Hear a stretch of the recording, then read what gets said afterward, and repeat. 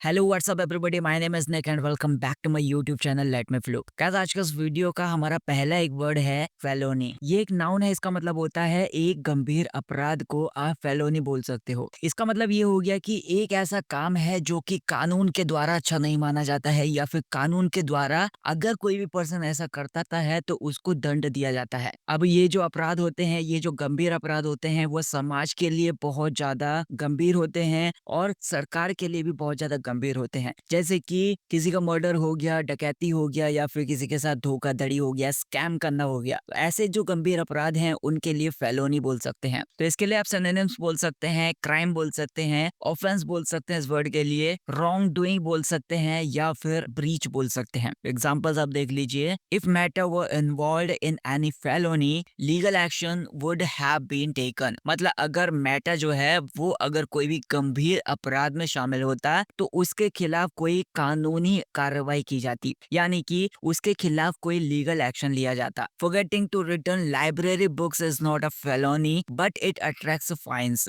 मतलब जो library books होती हैं, अगर हम उसको रिटर्न करना या फिर उसको वापस करना भूल जाते हैं तो ये एक गंभीर अपराध नहीं है, बट इट अट्रैक्ट्स फाइन्स। मतलब जो भी फाइन्स होते हैं इस चीज को लेकर, या फिर जो भी जुर्माने होते हैं इस चीज को लेकर, वे जुर्माने लगते हैं। अगला वर्ड है हमारा इंस्टिगेट, INSTIGATE,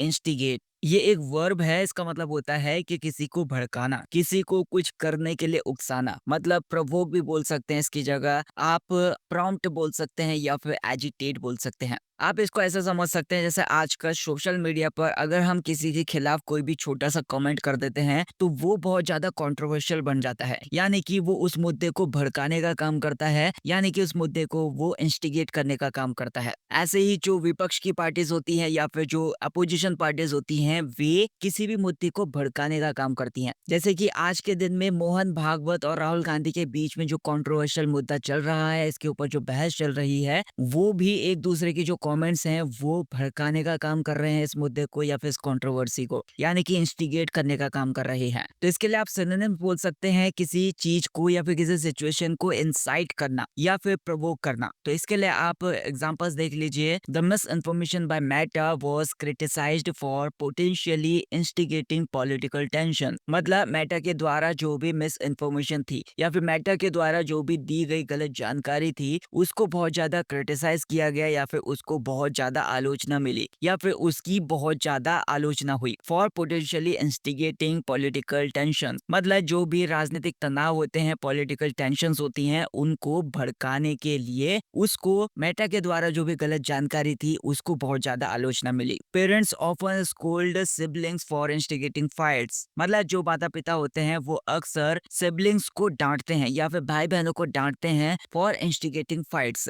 मतलब वे जो भड़काने का काम करते हैं लड़ाई को, तो इसकी वजह से उन भाई बहनों को माता पिता अक्सर डांटते हैं। Comments on social media sometimes instigate unnecessary debate. मतलब जो कमेंट्स होते हैं सोशल मीडिया के ऊपर, वो कभी कभी भड़का देते हैं या फिर उकसाने का काम करते हैं। अननेसेसरी डिबेट्स मतलब ऐसी डिबेट्स को भड़काने का काम करते हैं, या फिर अनावश्यक डिबेट्स को भड़काने का काम करते हैं जो भी सोशल मीडिया पर कमेंट्स होते हैं। अगला वर्ड है हमारा अक्यूटल। ये एक नाउन है, इसका मतलब होता है किसी पर्सन की दोष मुक्ति बोल सकते हो। दोष मुक्ति ये एक कानूनी प्रोसेस है या फिर कानूनी निर्णय है जिसमें जो अदालत होती है वो किसी पर्सन को निर्दोष घोषित कर देती है। मतलब उसके ऊपर जो भी दोष लगाए गए थे उनसे वो उसको मुक्त कर देती है। तो इसका मतलब ये हो गया कि उस पर्सन को दोष से मुक्ति देने की जो प्रोसेस होती है उसे अक्विटल बोला जाता है। जैसे किसी पर्सन के द्वारा किसी दूसरे पर्सन के ऊपर भ्रष्टाचार का आरोप लगाया गया था, लेकिन भ्रष्टाचार के खिलाफ, उसने जो भी भ्रष्टाचार किया था उसके खिलाफ कोई भी सबूत नहीं मिल पाए, तो इसकी वजह से अदालत ने उसको बाइज्जत बरी कर दिया। यानी कि उसके ऊपर जो भी दोष लगाए गए थे, उसके ऊपर जो भी आरोप लगाए गए थे, उन सारे आरोपों से अदालत ने उसको बरी कर दिया, उनको मुक्ति दे दी। तो इस दोष मुक्ति वाली प्रोसेस को, आरोपों से मुक्ति वाली प्रोसेस को अक्विटल बोला जाता है। इसके लिए आप सिनोनिम्स बोल सकते हैं एक्सोनरेशन,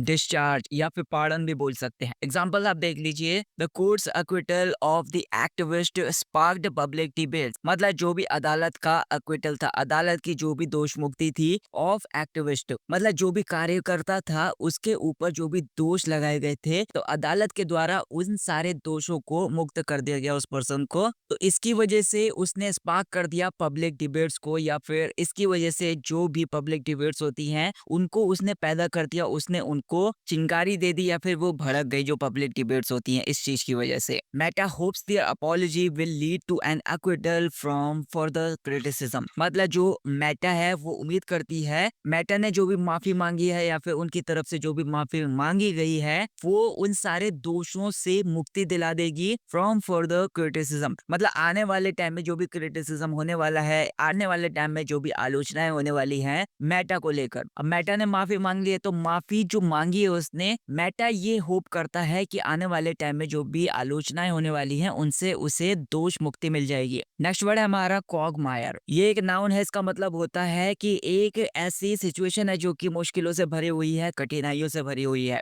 जिससे निपटना या फिर उस सिचुएशन का समाधान निकालना बहुत ज्यादा मुश्किल है। ऐसे ही दो देशों के बीच में जो भी पॉलिटिकल डिबेट चल रही है उसने सारे देशों के बीच में या फिर दुनिया भर के जो भी देश हैं उनके बीच में अशांति पैदा कर दी है, या फिर एक ऐसी मुश्किल वाली सिचुएशन पैदा कर दी है जिससे निपटना बहुत ज्यादा मुश्किल हो सकता है। तो इसके लिए आप सिनोनिम्स बोल सकते हैं, डिलेमा बोल सकते हैं, मैस बोल सकते हैं, या फिर ट्रैप बोल सकते हैं। एग्जाम्पल आप देख लीजिए, managing finance without a budget can lead to a quagmire. इसका मतलब ये हो गया कि जो भी फाइनेंस को लेकर मैनेजमेंट होता है विदाउट अ बजट, बजट के बिना, वो मतलब क्वागमायर वाली सिचुएशन पैदा कर सकता है, या फिर मुश्किलों वाली सिचुएशन में वो डाल सकता है जो भी फाइनेंस को लेकर मैनेजमेंट होता है वो। The political unrest has pushed the nation into a quagmire. इसका मतलब ये हो गया कि जो भी पॉलिटिकल अनरेस्ट चल रहा है has pushed the nation into a quagmire, उसने राष्ट्र को या फिर उसने देश को एक ऐसे सिचुएशन में डाल दिया है जो कि मुश्किलों से भरी हुई है या फिर बहुत ज्यादा कठिनाइयों से भरी हुई है। Meta finds itself in a quagmire after Zuckerberg's controversial statement, मतलब मेटा ने अपने आप को एक ऐसे सिचुएशन में पाया जो कि बहुत ज्यादा कठिन थी या फिर बहुत ज्यादा मुश्किलों वाली सिचुएशन थी। आफ्टर जुकरबर्ग्स कंट्रोवर्शियल स्टेटमेंट, मतलब जुकरबर्ग के जो भी कंट्रोवर्शियल स्टेटमेंट दिया है या फिर जुकरबर्ग की तरफ से जो भी विवाद से भरा हुआ बयान आया है, उसके बाद मेटा ने खुद को एक मुश्किल भरी सिचुएशन में पाया। अगला वर्ड है हमारा कंसिलिएटरी।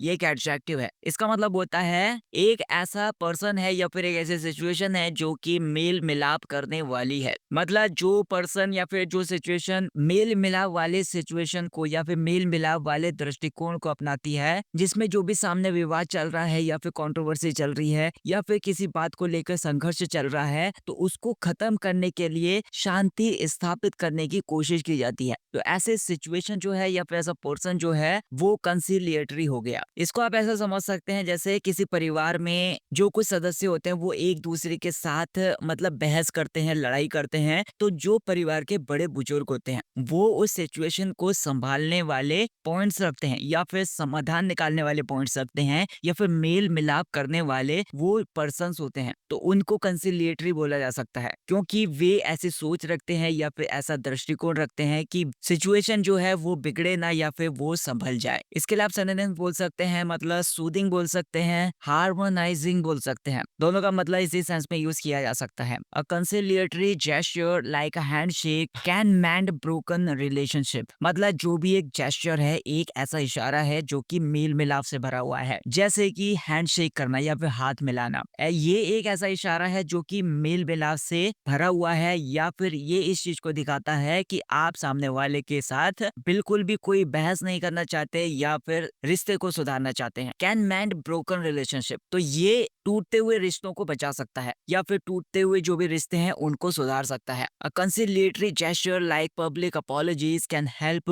प्रिवेंट फॉर द बैकलैश, मतलब जो भी ऐसे जेस्चर्स हैं, जो भी ऐसे इशारे हैं जो कि मेल मिलाप से भरे हुए हैं, लाइक पब्लिक अपॉलजीज या फिर पब्लिक के सामने माफी मांगना, तो ऐसी जो सिचुएशंस है, ऐसी जो एक्टिविटीज हैं, ऐसे जो जेस्चर्स हैं, ऐसे जो इशारे हैं, वो मदद कर सकते हैं प्रिवेंट फॉर द बैकलैश, मतलब आगे चलकर जो जो भी विरोध हो सकते हैं, जो भी विद्रोह हो सकते हैं, उनको रोकने में वो मदद कर सकते हैं। अगर आप सार्वजनिक तौर पर मेल-मिलाप जैसे कदम उठा लो या फिर सार्वजनिक तौर पर आप माफ़ी माँग लो। नेक्स्ट वर्ड है हमारा ट्राइफेक्टा। ये एक नाउन है, मतलब एक ऐसी सिचुएशन है जिसमें 3 इम्पोर्टेंट चीज़ों को अचीव किया जाता है। तो मतलब ट्राइफेक्टा या फिर त्रिफल एक ऐसी सिचुएशन हो गई जिसमें 3 इम्पोर्टेंट अचीवमेंट्स को एक साथ प्राप्त किया जाता है या फिर एक साथ 3 उपलब्धियों को प्राप्त किया जाता है। जैसे एक ऐसा पर्सन है जिसने बहुत ज़्यादा मेहनत करने के बाद पैसे इकट्ठे कर लिए, साथ ही उसने अपनी हेल्थ की कंडीशन को भी सुधार लिया और उसके साथ ही वो अपने फैमिली वालों के साथ रहने लग गया। इसका मतलब ये है कि उसे खुशी भी मिल गई। तो इसका मतलब ये है कि उसने रुपया पैसा इकट्ठा किया, अपनी हेल्थ कंडीशन को सुधारा और जो भी खुशी होती है उसको अचीव किया। तो इसका मतलब ये हो गया कि 3 अचीवमेंट्स उसने एक साथ प्राप्त कर ली हैं या फिर 3 जो भी इम्पोर्टेंट चीजें हैं उसने एक साथ प्राप्त कर ली हैं। तो ऐसे सिचुएशन को आप ट्राइफेक्टा बोल सकते हैं। तो इसके लिए आप सिनोनिम्स बोल सकते हैं, ट्रिपल सक्सेस बोल सकते हैं, हैट्रिक बोल सकते हैं या फिर थ्री फोल्ड बोल सकते हैं। Meta achieved a trifecta by apologising, correcting the statement and assuring cooperation. तो इसका मतलब ये है कि मेटा ने ट्राइफेक्टा को अचीव किया, मतलब मेटा ने 3 इंपॉर्टेंट चीजों को अचीव किया या फिर उनको प्राप्त किया बाय अपोलोजाइजिंग, यानी कि मेटा ने माफी मांगी,